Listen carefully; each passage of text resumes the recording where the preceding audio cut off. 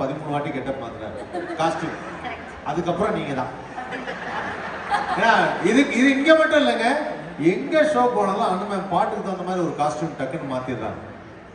Super.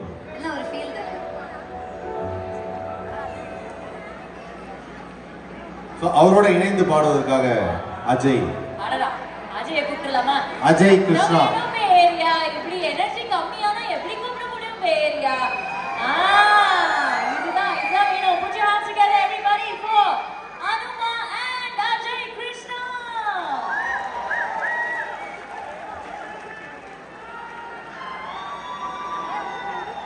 Dress நல்லா இருக்கா?